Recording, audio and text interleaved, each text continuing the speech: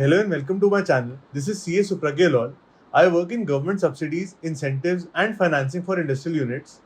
And today we will discuss Haryana textile policy and three incentives in Haryana textile policy. First one being capital subsidy, interest subvention and net SGST subsidy. तो सबसे पहले capital subsidy को discuss करते हैं। इसके अंदर आपका अगर यूनिट 2022 से 2025 के बीच में मैन्युफैक्चरिंग में आया है तो इसमें कवर किया जाएगा। इसकी एप्लीकेशन की डेडलाइन है 19 दिसंबर 2022 से 3 साल के बीच में। इसमें हमारा जो भी अप्रूव्ड ग्रांट होता है वो ग्रांट दो ट्रांचेस में हमको मिलता है। इसमें दो इंस्टॉलमेंट्स होती हैं। फर्स्ट इंस्टॉलमेंट तब मिलती है जब 50% ऑफ प्रमोटर कॉन्ट्रीब्यूशन और 50% ऑफ टर्म लोन की एप्लीकेशन हमारी हो जाती है। उसके बाद हमें फर्स्ट 50% ट्रांच रिलीज होती है। जो सेकंड 50% इंस्टॉलमेंट है वो तब रिलीज होती है जब 100% of promoter contribution, 100% of term loan and जो हमने फर्स्ट ग्रांट हमें रिलीज हुई, अगर ये तीनों चीज़ों की एप्लीकेशन हो जाती है टुवर्ड्स डेवलपमेंट, तो उसके बाद हमारी ये सेकंड ग्रांट भी रिलीज हो जाती है। इसके अंदर टेक्सटाइल इंडस्ट्री के ऑलमोस्ट सारी एक्टिविटीज़ कवर्ड होती हैं, जैसे गिनिंग एंड प्रेसिंग, स्पिनिंग वगैरह, recycled PSF manufacturing, weaving, tufting, dyeing processing, technical textiles को बाद में डिस्कस करेंगे कि कौन सी इंडस्ट्री को टेक्निकल टेक्सटाइल्स के अंदर कवर किया गया है। Knitting, garment made ups, apparels, machine carpeting और कोई भी बैकवर्ड इंटीग्रेशन हो गई एंड कोई भी टेक्सटाइल मशीन मैन्युफैक्चरिंग एक्टिविटी को भी इसके अंदर कवर किया गया है। टेक्निकल टेक्सटाइल्स के अंदर 12 कैटेगरीज को कवर किया गया है, जिसके अंदर agrotech, buildtech, geotech, clothtech, hometech, indutech जैसी 12 कैटेगरीज हैं जो आपकी स्क्रीन पे विजिबल है। एग्जाम्पल के तौर पर एग्रोटेक के अंदर वो चीज़ें कवर होंगी, वो टेक्सटाइल्स कवर होंगे जो एग्रीकल्चर सेक्टर में लगते हैं। इंडस्ट्री टेक के अंदर जो भी हमारी टेक्सटाइल रिलेटेड प्रोडक्ट्स हैं जो इंडस्ट्री में लगते हैं वो कवर किए जाते हैं।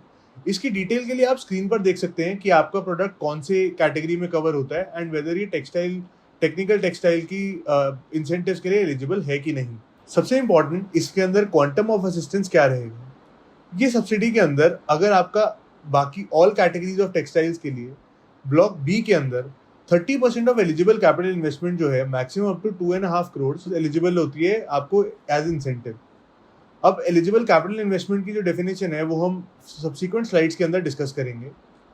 ऐसे ही ब्लॉक सी के अंदर या ब्लॉक डी के अंदर अगर हमारा यूनिट सिचुएटेड है तो 35% ऑफ एलिजिबल कैपिटल इन्वेस्टमेंट का एज ग्रांट के लिए आप एलिजिबल हैं and up to maximum of 3.5 crore.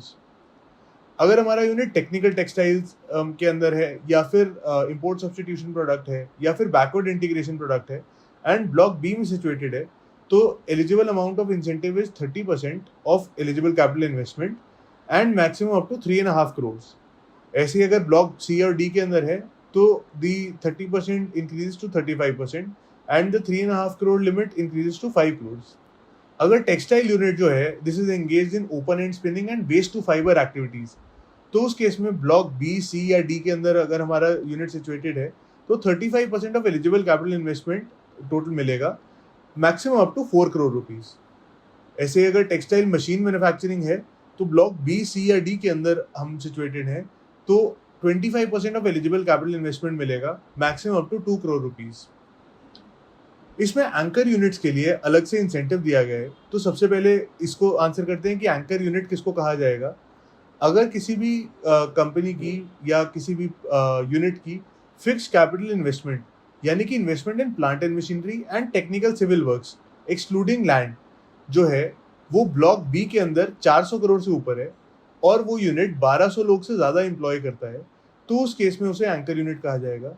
यही लिमिट जो है ब्लॉक सी के अंदर 300 करोड़ है फॉर एफसीआई एंड 900 पीपल को अगर एम्प्लॉय करते हैं तो ये इसको एंकर यूनिट माना जाएगा। और ब्लॉक डी के अंदर 250 करोड़ के अंदर अगर ये मोर देन 250 करोड़ की इन्वेस्टमेंट करता है यूनिट और 750 लोग से ज़्यादा एम्प्लॉय करता है तो इसे एंकर यूनिट माना जाएगा।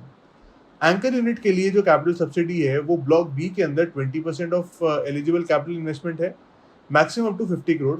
ब्लॉक सी के अंदर 25% है, maximum up to 100 crore and block D के अंदर 35% है, maximum up to 150 crore. Eligible capital investment के क्या क्या कंपोनेंट्स हैं और किस पार्ट को क्या पार्ट हमारा पूरी सब्सिडी के लिए एलिजिबल होगा।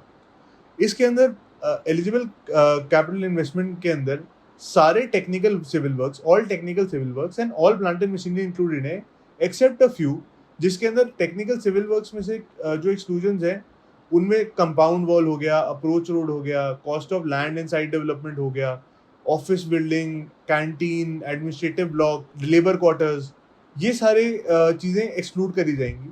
और प्लांट एंड मशीनरी के अंदर जो भी नॉन कोर प्लांट है, जैसे for example fuels, consumables, computers, office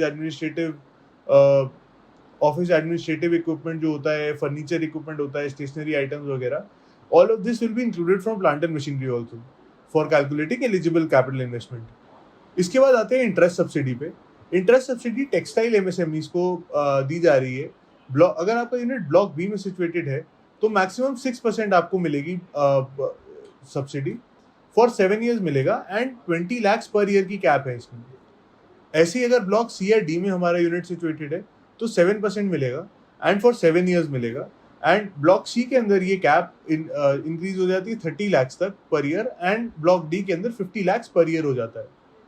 ऐसे अगर आपका यूनिट टेक्सटाइल मशीन मैन्युफैक्चरिंग है तो ब्लॉक बी सी डी के अंदर सिचुएटेड होने पे आपको 6% सबवेंशन मिलेगी, 6% इंटरेस्ट सब्सिडी मिलेगी which will be applicable for 7 years। And block B और सी के अंदर ये इसकी कैप 25 लाख है, बट ब्लॉक डी के अंदर ये इंक्रीज हो जाती है 40 लाख तक।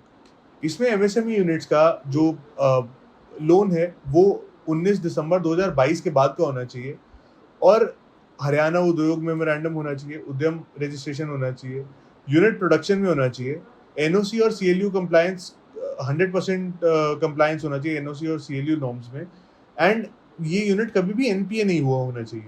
जो थर्ड स्कीम है वो है नेट एसजीएसटी स्कीम, यानी कि जो हमारा नेट एसजीएसटी पेबल आता है after adjusting my input tax liability of SGST, तो जो भी मैं कैश में एसजीएसटी पे करता हूँ उसका 1% जो है वो सरकार हमें वापस देगी एज अ रिफंड।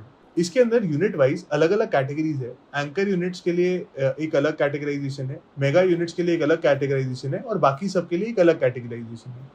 सबसे पहले एंकर यूनिट्स को डिस्कस करते हैं। एंकर यूनिट्स की डेफिनेशन वही होगी जो हमने प्रीवियस स्लाइड में डिस्कस करा है। ब्लॉक बी के अंदर अगर आप ब्लॉक बी के अंदर एंकर यूनिट सिचुएटेड है तो 40% SGST will be given back and cash paid SGST will be given back for 6 years and up to 100% of FCI. Block C के अंदर 50% will be given back for 7 years up to 125% of FCI and Block D के अंदर 50% will be given back for 8 years up to 150% of FCI. अब mega units के अंदर हमारा पहले mega unit discuss नहीं हुआ, इसलिए मैं एक बार मेगा यूनिट्स की डेफिनेशन क्लियर कर देता हूँ। मेगा यूनिट उसे बोलेंगे जिसकी FCI is more than 200 crores in block B, more than 100 crores in block C and more than 75 crores in block D. अगर आपका यूनिट इन कैटेगराइजेशन में फॉल कर रहा है तो फिर आपको ब्लॉक बी के अंदर 40% of net SGST will be reimbursed for 7 years maximum up to 100% of FCI। Block C के अंदर 50% होगा, ब्लॉक सी और डी के अंदर 50% होगा। ब्लॉक सी के अंदर 8 years का ये इंसेंटिव मिलेगा, वेयर एज ब्लॉक डी के अंदर 10 years तक ये इंसेंटिव मिलेगा। एंड ब्लॉक सी के अंदर the cap is 125% of FCI and which is 150% in block D. अगर हमारा यूनिट एंकर यूनिट या मेगा यूनिट नहीं है तो एक हम अदर टेक्सटाइल यूनिट्स में कवर होते हैं। अदर टेक्सटाइल यूनिट्स के अंदर ब्लॉक बी के अंदर 25% will be given back for 8 years up to 100% of FCI।